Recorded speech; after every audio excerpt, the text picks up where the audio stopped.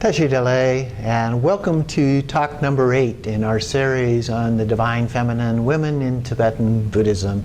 I'm Khenpo Drimed Dawa, Dr. Dean Pielstuck, a teacher and president of the Awam Tibetan Buddhist Institute. And today our talk is on Simhamukha. Simhamukha is considered to be an emanation of Vajrayogini and also a teacher of Padmasambhava that Tibetans consider to be the second Buddha. She is a fully enlightened female Buddha, a wisdom dakini, wrathful and yet having a transcendent playfulness about her. She is found in all 4 of the major branches of Tibetan Buddhism and has a relationship to the practice of Chud that we looked at previously, cutting through ego. Primarily, the focus here is cutting through the most pervasive and difficult obscurations, as well as the 3 poisons. Some say she averts wild female spirits of the mountains and forests that are generally hostile to the male gender. Her background, the history of the lion-headed goddess is not unique to Buddhism. In fact, the earliest imagery goes back to around 2600 to 1900 BCE, so well before the historical Buddha. In Indian culture and iconography, we see it particularly around the 9th through 11th centuries. In Tibet, Padmasambhava went there in the 8th century and took these teachings to Tibet, but texts don't show up until around the 11th century.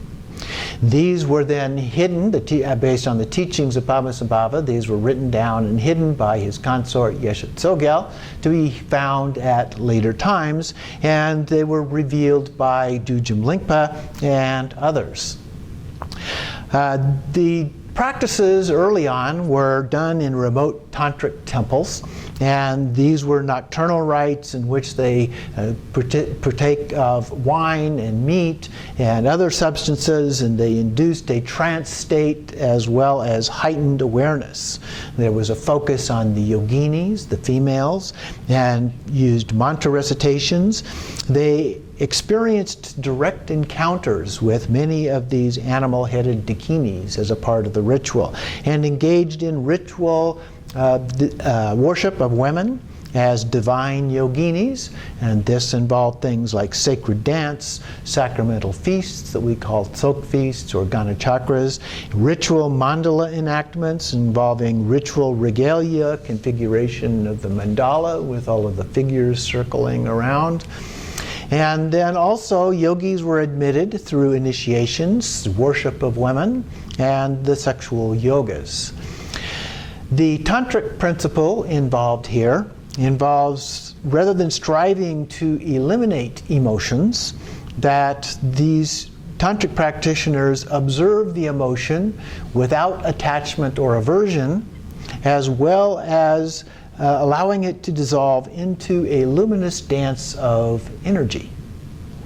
Basically fighting fire with fire, if you will. Fear, attachment, and aversion then are really emptiness and wisdom, and there's nothing to fear. It is particularly recommended for those who have an intensely passionate nature. When it was adopted into Buddhism, it lost some of the associations, but also acquired new significance. The trance and dance aspect was replaced with visualizations and seated rituals. Padmasambhava, as we know, fled from the palace where he was raised and went into the charnel grounds of Udayana, and there received teachings from the dakinis, but particularly from Guhya or Simhamukha. The different stories vary somewhat, but Simhamukha is considered to be a manifestation of Guhya. He then taught these practices when he went to Tibet to his consort Yeshe Tsogyal, who wrote them down and hid them away to be found at later times to benefit later beings. And those hidden treasures then were found and revealed later on. there's also a story that Padmasambhava emanated himself as Simhamukha at one time. Because of that connection between Padmasambhava and Yeshet Tsogyal, I thought that, and Simhamukha, excuse me, I would like to read you a brief story talking about and illustrating the connection that we find in the tradition. Because of the close link of Simhamukha and Padmasambhava, one could say she represents his anima. According to the traditional history of the seven-line prayer of Padmasambhava, once an assembly of Buddhist scholars at Nalanda University debated with a group of Hindu scholars over certain matters of philosophy. But the Buddhist scholars soon found themselves losing and offered a puja. This is a fire offering or smoke offering to the dakinis, praying for their help. The melodious voices of the dakinis prophesied that their brother, Padmasambhava, would come the next day to help them. The next morning, a wild-looking yogi from the cremation ground nearby entered the hall and engaged the Hindu scholars in philosophical debate. By the end of the day, he had systematically demolished all their arguments. But many scholars remained obstinate, shouted insults at the yogis, and strode about the hall arrogantly. The guru, sitting calmly amidst the storm raging about him, allowed a thought of anger to well up within him, and then he projected the fiery energy of this wrath into the space before him. It coalesced into the terrifying form of the fiery lion-headed goddess. The haughty scholars were terrified at this manifestation and fled the hall. But the goddess pursued them, throwing them down on the ground. Terrified, they begged for their lives and submitted to the guru and his teachings. So, a story of the connection between the lion-headed goddess, lion-headed Dakini, and Padmasambhava. Let's look a little bit at the lion symbolism. In India, the lion was considered to be a source of knowledge, experience, or power. In Buddhism, it's metaphorical in many ways. The Buddha, for example, is from the Shakya clan, the Shakya referring to lion, and he was referred to as the Shakya lion himself. And so Buddha proclamations were called the lion's roar, and his throne was a lion's seat. The 32 marks of a Buddha included having a jaw like a lion. The activities are referred to as lion's play. And the dying posture of the Buddha as he lay on his right side is referred to as the lion posture. In general, we talk about the lion as king of the jungle, for example, even in our own time, and that he reigns supreme. They are wild and undomesticated, beyond the restrictions of human society, unencumbered by preconceptions and moral principles. The tantric ideal of radical freedom from social conventions, for ferocious intensity, and focus on purpose. So this is an ideal model for tantric practices.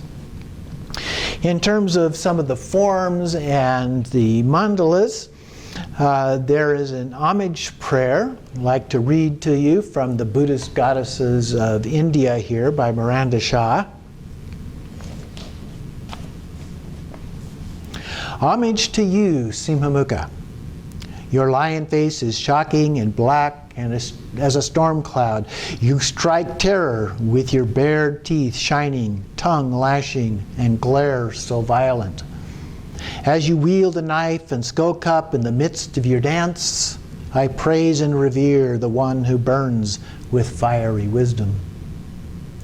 Wearing dry skulls, snakes, and a tiger skin around your waist, draped with bone ornaments, with a complete retinue of enlightened females, gleeful executioner of all obstructors and destroyers, I praise and honor the one who holds fast to the fortunate. Your raging body terrifies the host of detractors. Your shout, home, pick, kill, destroy, terrifies from afar. Your diamond-like mind penetrates ultimate reality. I praise and render homage to you, powerful Dakini. So it's an homage prayer to her. And then there is also a description given here. The female Buddha, Simhamukha, has the face of a lioness and the body of a woman. Her leonine visage shines with the startling awakeness of enlightened awareness. Her mouth is drawn in a perpetual roar of untamable fury and exultant laughter. Her vibrant body surges with waves of pure primal power. Simhamukha manifests the elemental vitality of a lioness on the prowl or racing toward her prey. She embodies a torrent of energy that is unstoppable by any external force and can level anything in its path. Her fiery, feral persona conveys the intensity required of those who would experience ultimate reality. Her supernal rage is not a selfish drive to protect or destroy, but rather a ruthless intolerance of anything that would block the flow of spiritual growth and awakening. So a description of the Lion-Faced Dakini, Simhamukha.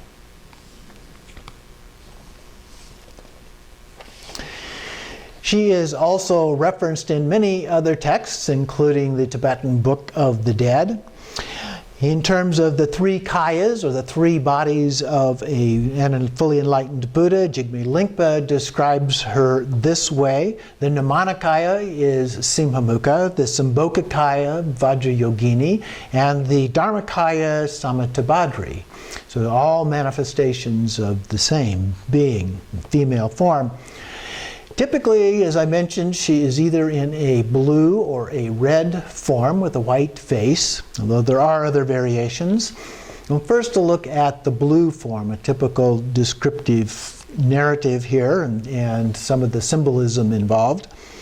This is her primary form. She is dark blue with a white face, wrathful, has 3 eyes, a long billowing hair, tiger skin skirt, bone ornaments, including crown, necklaces, bracelets and anklets, and a garland of skulls around her neck.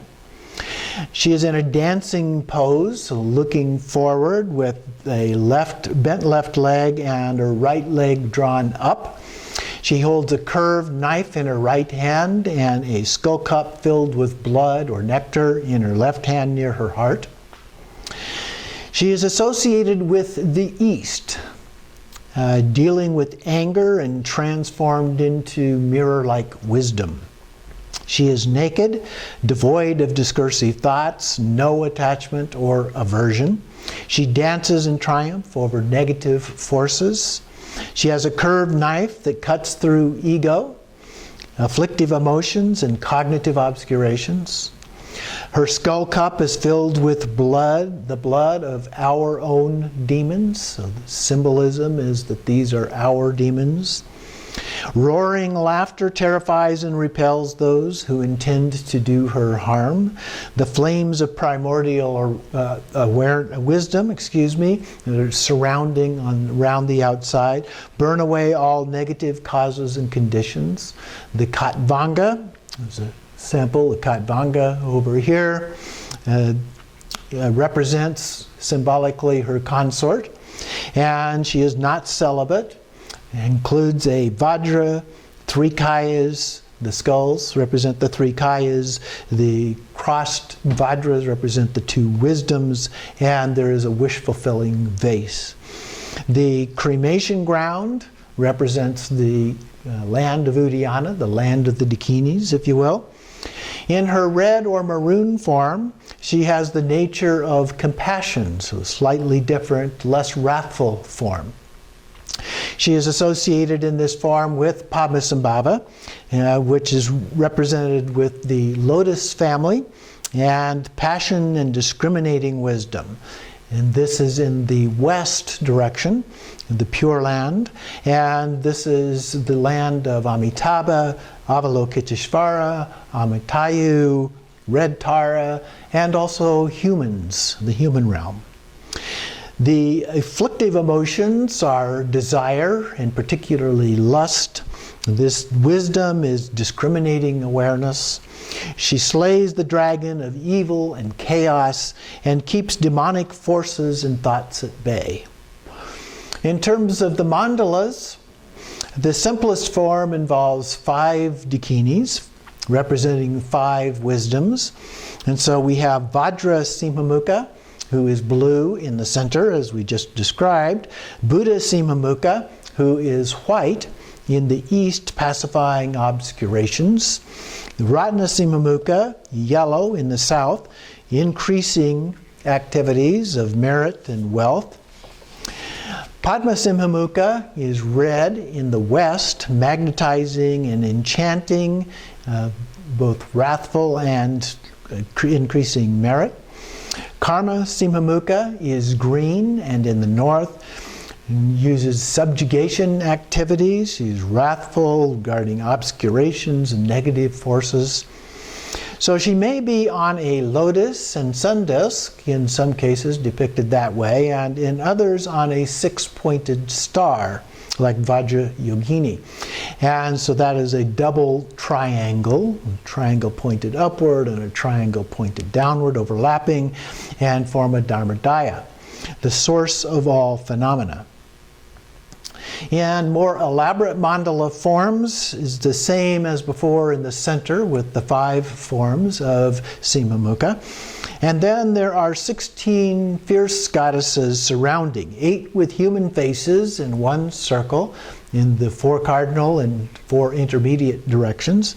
And then another circle of 8 with animal faces, including a lion, tiger, hyena, wolf, vulture, crane, raven, and owl. And then outside of those, another circle of 4 guardians. A white one with a cuckoo head, a yellow with a goat head, maroon with a lion head, and green with a snake head. They feast on the charnel ground remains and dance with abandon, letting go of ego. In terms of the practice, it varies, of course, with traditions, generally very similar to Vajra Yogini. It's associated with the 3rd or wisdom empowerment, and the initiate is brought face to face with the dakini, and in some cases the practice of sexual yogas. The vase of consecrated water is placed on the shrine, topped with a skull cup of alcohol, the nectar. And on a tripod, then there is a metal mirror that is placed on top of that, and then red sindura powder is placed on that, inscribed with 2 intersecting triangles representing the Dharmadaya. The seed syllable Hom is then inscribed at the center. We take refuge, establish bodhicitta. We make offerings and invocation, and then the offerings, as well as recite the 4 immeasurables. We also make gradual then or instantaneous visualization of the lion-headed dakini. And then we make additional offerings, we receive an empowerment, we recite the mantra, do the meditation, and then we dissolve the visualization into emptiness for meditation. And as we re-arise as Simhamukha, then we dedicate the merit. In some cases, that's followed by a Dharma offering. It can also include a Ganachakra or Tsok feast as a part of that. One practice is called Simhamukha Dokpa, and in this practice we have praises, mantras, and invocation accompanied by a clapping of hands, bringing the earth and heaven together, averting negative obscurations and misfortunes. So negative emotions are transformed into enlightened awareness as a part of this practice, and at the end we may do a Dzogchen meditation practice. There are also other variations of Simhamukha, and there's an outer form where she is blue with a white face, as we have described. There's an inner where she is red with a yellow face, regarding wealth and enchantment. A secret form, which is exceedingly wrathful black with a white face, where she annihilates the delusion of ego. There's a strong connection here with the practice of Chud. And empowerment is always required for doing these practices. So that concludes my brief description and explanation of Simhamukha, a very wonderful practice to include if you've had the empowerment for that. And I'd like to thank you for watching. Our next talk will be Prajnaparamita. Prajnaparamita is referred to as the mother of wisdom. And she enters the tradition rather earlier than some of the others that we have included in this series of talks. She is equally and especially important as the female personification of ultimate wisdom, a fitting end to this series on the Divine Feminine. So until then, abide softly and deeply in pure, non-conceptual awareness, without attachment or aversion, with loving kindness and compassion for all, always and always. Tashi Delek.